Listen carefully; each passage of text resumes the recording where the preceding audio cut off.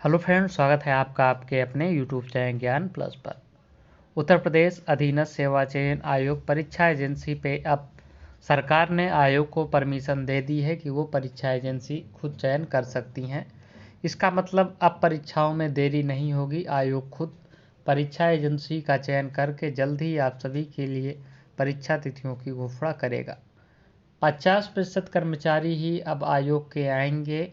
वैसे भी यूपीपीएससी में करीब 75 में से 56 पद खाली, यानी कि केवल 28 कर्मचारी इस समय कार्यरत हैं, जिसमें कि अब 50% 14 कर्मचारी ऑफिस आएंगे। यानी कि अब जो काम अभी तक तो हो ही नहीं रहा था, और हो भी रहा था तो ना के बराबर, अब उसमें से भी आधे कर्मचारी नहीं आएंगे तो और काम में देरी होगी। इसलिए रिजल्ट में और देरी करेगा आयोग। परीक्षा तिथियां जल्द घोषित होंगी। चलिए खबर को हम देख लेते हैं। सबसे पहले हम रिजल्ट से संबंधित बात कर रहे हैं। कनिष्ठ सहायक भर्ती का परिणाम कल जारी हुआ था, हमने बता दिया था, लेकिन आपको हम एक बार फिर करा दें। 2019 कनिष्ठ सहायक भर्ती में 1403 पदों के लिए 13,954 अभ्यर्थियों को टाइपिंग के लिए अर्ह पाया गया है। आयोग की बैठक में लिया गया फैसला, परिणाम घोषित कर दिया गया है। रिजल्ट वेबसाइट पे आप लोग देख सकते हैं। कट ऑफ यहाँ पे आप देख सकते हैं। अनारक्षित 42.23, अनुसूचित जाति 40.82, अनुसूचित जनजाति 33.61, अन्य पिछड़ा वर्ग 42.23 और EWS 42.23, स्वतंत्रता सेनानी 40.49, भूतपूर्व सैनिक 31.19, दिव्यांगजन 39.4, महिला 43.45। तो ये कट ऑफ हुई है। फिलहाल टाइपिंग की डेट आपको बाद में डिक्लेयर करेगा आयोग। लखनऊ समेत 4 जिलों में 50% कर्मी ही आएंगे दफ्तर। 50% कर्मी वर्क फ्रॉम होम रहेंगे। सरकारी व निजी कार्यालयों पर लागू होगा। समूह खा गा वाघा के कर्मचारियों पर लागू होगा रोस्टर। सचिवालय या निदेशालय भी दायरे में। वाराणसी में कोरोना नियंत्रित करते हैं यहाँ पे बाबा जी। तो यहाँ पे देखिए, लखनऊ, वाराणसी, प्रयागराज और कानपुर, यहाँ पे जो है रोस्टर में काम होगा। तो यानी कि जो अब आयोग काम कर रहा था, अब कर्मचारी और कम आएंगे, तो फिलहाल अब और काम नहीं होगा। यहाँ पे आप देख सकते हैं, अब सरकारी विभाग व चयन आयोग भी संबद्ध कर सकेंगे भर्ती एजेंसियाँ। ऑफलाइन भर्तियों के लिए चिन्हित एजेंसियां का नहीं बचा था विकल्प। सिर्फ एक एजेंसी के होने से नहीं हो पा रहा था चयन, अब आगे बढ़ेगी कार्रवाई।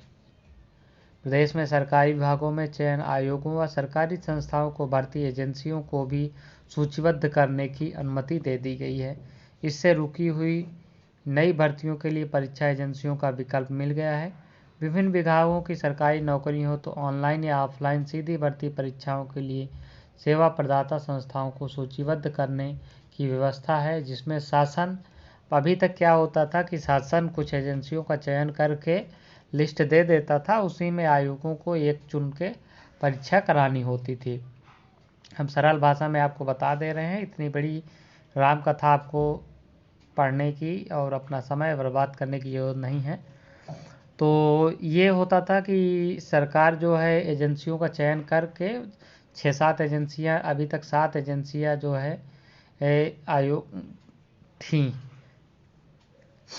ऑनलाइन, और 4 जो है ऑफलाइन थी, जिसमें कि विभिन्न विभागों में 4 में से 3 जो संस्थाएं हैं उनको डिबार कर दिया गया है संस्थाओं को, यानी कि 4 में से 3 परीक्षाएं एजेंसी ही अब किसी परीक्षा में शामिल नहीं हो सकती थी।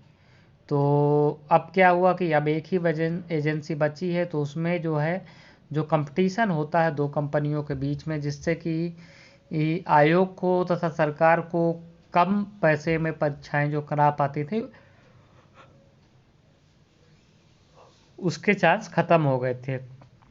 तो अब सरकार ने ये कर दिया है कि आप, हमारी सरकारी एजेंसी जो एक बची है, उसके अलावा आप अपनी हिसाब से आप टेंडर जारी करके कंपनियों को टेंडर मंगा सकते हैं, और जो उसमें से बेहतर टेंडर हो आप वहाँ से उनके साथ कॉन्ट्रैक्ट कर सकते हैं।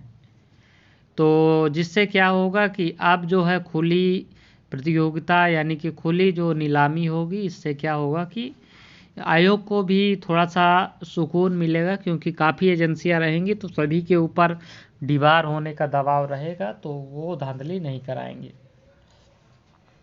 तो अब यानी कि आयोग एजेंसी चयन करके परीक्षा करा सकते हैं। यूपीट्रिपलएससी की जो परीक्षाएं पेंडिंग में है, 3 परीक्षाएं पिछले महीने ही कैंसिल की थी, और वीडियो सहित मिला के 4 परीक्षाएं, और फिलहाल जेई की परीक्षाएं तो अभी होनी नहीं है, तो इससे संबंधित भी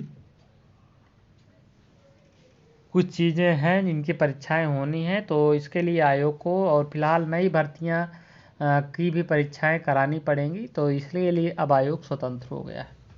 तो ये रही अपडेट आपके लिए आज की। इस वीडियो में इतना ही, मिलेंगे अगली वीडियो में, तब तक के लिए जय हिंद जय भारत।